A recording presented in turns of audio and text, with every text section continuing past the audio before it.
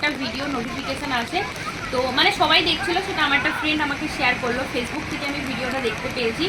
আর এখন রাত্রি 1টা বাজে, আমি জাস্ট শুতে যাব, খেয়ে এসে পরেই শুতে যাব। তখন এই ভিডিওটা দেখে আমি একদম অবাক হয়ে গেছি।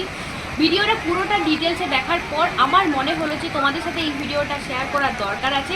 একটা ভয়াবহ দৃশ্য আমাদের সামনে আরও চলে এসেছে, যেটা আমি ভিডিওটা যখন ভালোভাবে দেখলাম যে কিভাবে এটা হলো বা কী থেকে এটা শুরু হলো, এই সব দেখার পর আমার মনে হলো যে এইগুলো আমাদের করা উচিত নয়। আমরা সোশ্যাল মিডিয়ায় অনেক কিছু করতে যেয়ে পরে অনেক ভয়াবহ পরিস্থিতির সম্মুখীন হয়ে যাই, শুধুমাত্র একটা সেলফি তুলতে যে এই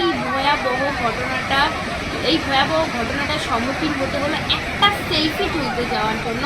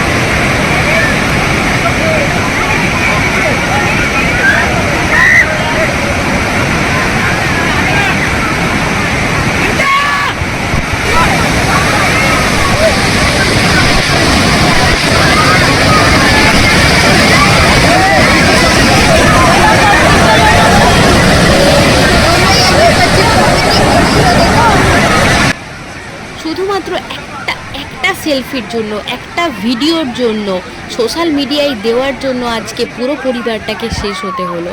শুধুমাত্র একটা সেলফি, একটা ভিডিওর জন্য। তোমরা কেন প্রাণের ঝুঁকি নিয়ে ভিডিও ফটো কেন তুলতে যাও? প্রাণের ঝুঁকি নিয়ে পুরো পরিবারটা এক নিমিষে শেষ হয়ে গেল। এখানে 7 থেকে 8 জন মেম্বার ছিল পরিবারের, সবাই এক নিমিষে জলে ধুয়ে গেল। কেউ বাঁচাতে পারলো না, কেউ আটকাতে পারলো না। এত জলের স্রোত যে কোনোভাবেই তাদেরকে উদ্ধার করা যাচ্ছিল না।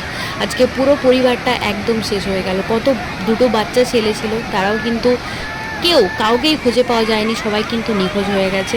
আর এখান থেকে কোনোভাবে তোমরা দেখেই বুঝতে পারছো যে কেমন জলের প্রবণতা বেড়ে চলেছে। এখান থেকে কোনোভাবেই উদ্ধার করাও সম্ভব ছিল না।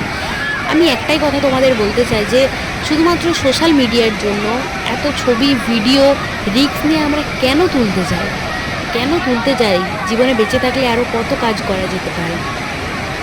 এই ভিডিওটা দেখলে গাটা কিন্তু শিউরে যাচ্ছে। কিছু মানে কি বলবো, কিছু বলারই নেই।